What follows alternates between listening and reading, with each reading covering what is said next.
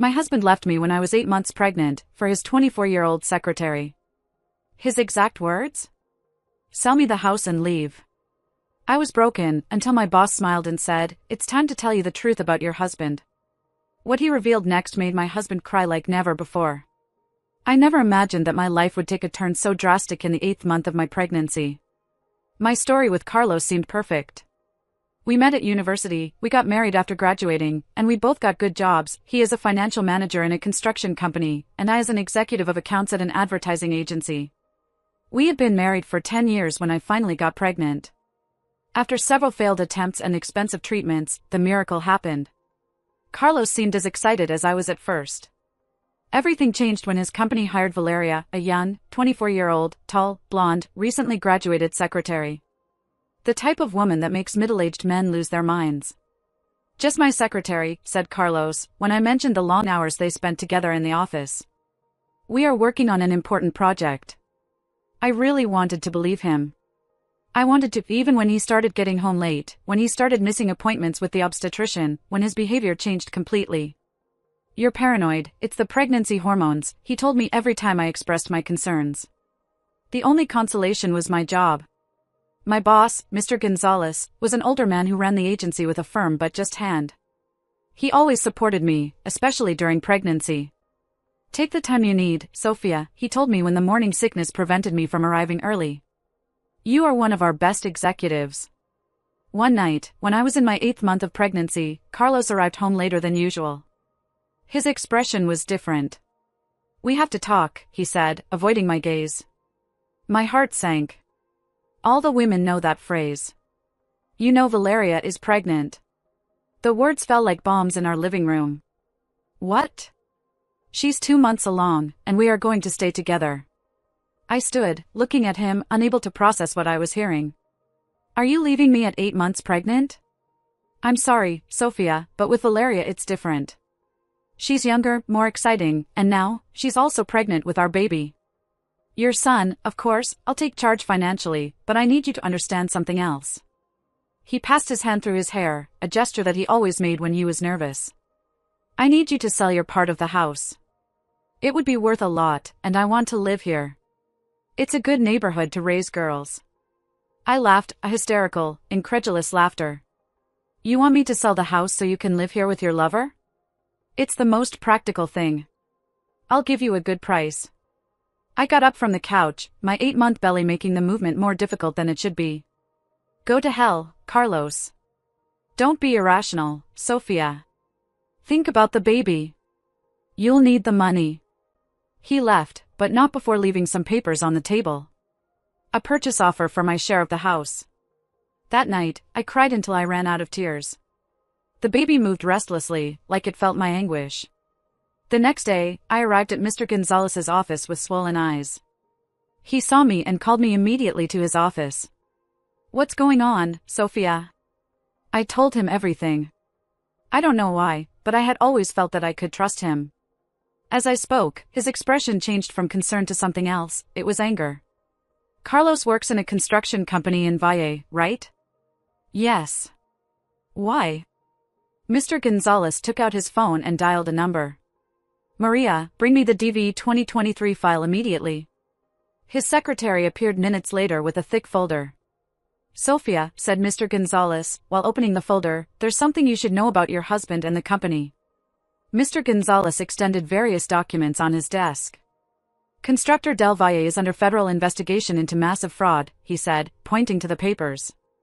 "They have been embezzling project funds from social housing for years." My mind was spinning. But what does this have to do with Carlos? "Your husband is not a simple financial manager, Sophia. He's one of the main architects of the fraud." He showed me documents with Carlos's signature, bank transfers, emails. "How do you have access to this information?" Mr. Gonzalez sighed. "Because, in addition to running this agency, I'm part of the special team. Government Financial Investigation. This agency is a cover for tracking companies." Corrupted, my world was shaking even more. "He hired me to spy on Carlos?" I did not respond. "I quickly hired you because you are excellent at your job. Discovering that you were Carlos's wife was a coincidence, one that has helped us confirm many suspicions. He got up and walked towards the window. The investigation is almost complete. In 2 weeks, we will make mass arrests in construction company Valle. Arrests? Yes, and Carlos will face serious charges. We are talking about 15 to 20 years of prison. I dropped into the chair, instinctively protecting my belly. There is more, Mr. Gonzalez continued. The house that Carlos wants you to sell him was bought with fraud money.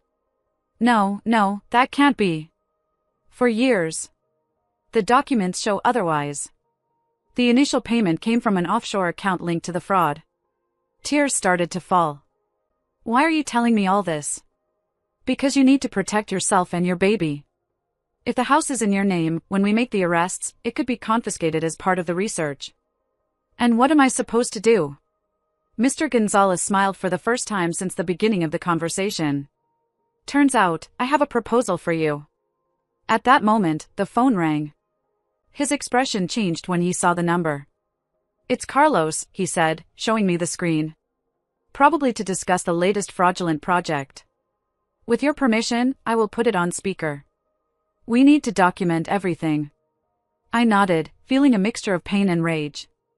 Eduardo Gonzalez, my boss, Mr. Gonzalez, answered. The voice of Carlos sounded confident, arrogant. I have the project documents ready. We have adjusted the numbers like we agreed. Excellent, Carlos. Why don't you come to my office now?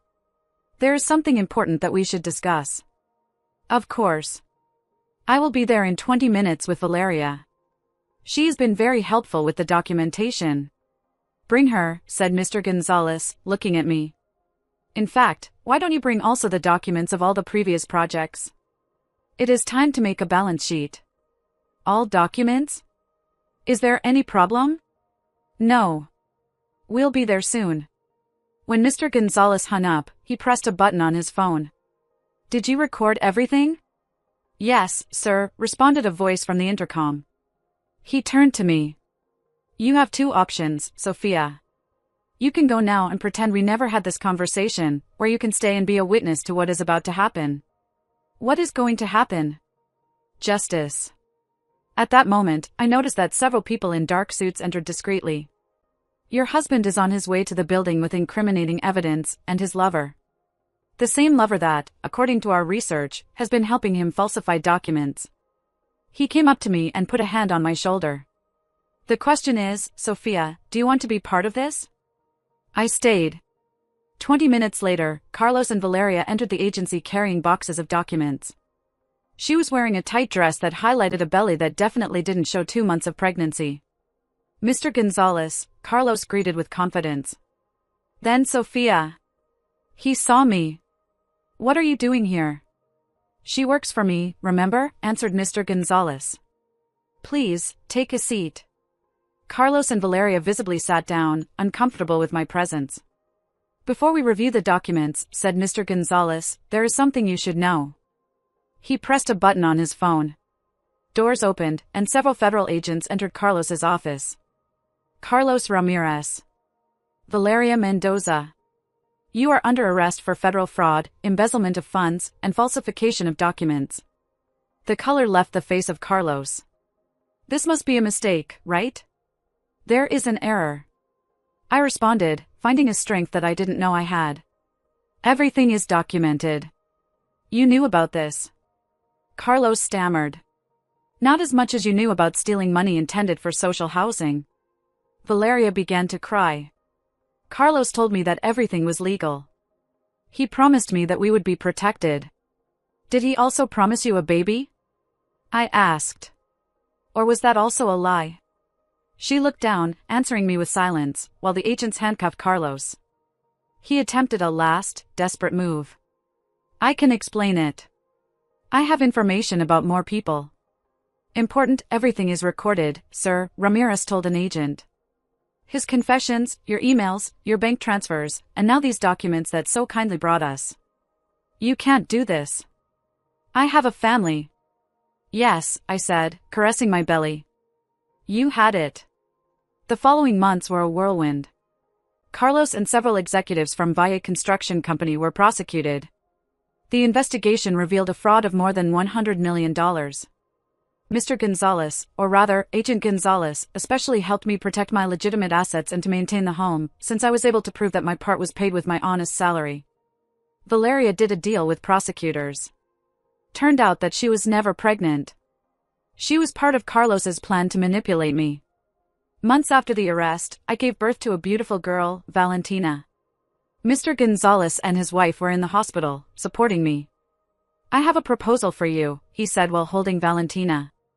"The advertising agency is real, though it also serves as a cover. We need a creative director. Someone with your talent and ethics." Is he offering me a promotion after all this? I am offering you the opportunity to help unmask more people like Carlos from within, using your skills. Legit. I looked at my daughter, thinking about all the families affected by the construction company fraud. I accept. Today, 5 years later, I head the department agency creative. Our work in advertising is excellent. But our true impact goes much further. We have helped expose dozens of fraudulent schemes. Carlos fulfills an 18-year sentence. Sometimes, he sends letters asking for forgiveness, saying that he has changed. I keep them in a box for when Valentina is older and may have questions about her father. The house, that was once the scene of betrayal, now is full of laughter. Valentina grows happy, surrounded by love and solid values. Mr. Gonzalez became a father figure. His wife, Maria, is like a second grandmother. "You know why I chose you for this job?" Mr. Gonzalez asked me at Valentina's 5th birthday party. "For my skills in publicity? For your integrity. Even in the worst moments, you never lost your dignity nor your ethics." I looked at my daughter playing in the garden, thinking about how different it could have been if I had silently accepted the betrayal of Carlos. "Sometimes," I said, "the worst moment of your life can become the beginning of something better." "And sometimes," Mr. Gonzalez added, "a simple advertising agency can change the world, one scam at a time." Valentina ran towards us, holding a drawing she had made. "Look, Mom. It's us, catching the ones." I smiled, hugging her. My little girl knew the difference between right and wrong. Between evil and truth. Between the lie and the light. And me? Well, I discovered that true strength is not about hiding the pain or accepting the injustice, but to stand up and fight for the right thing, no matter how hard the way. Thanks for watching. Don't forget to subscribe for more stories. See you in the next.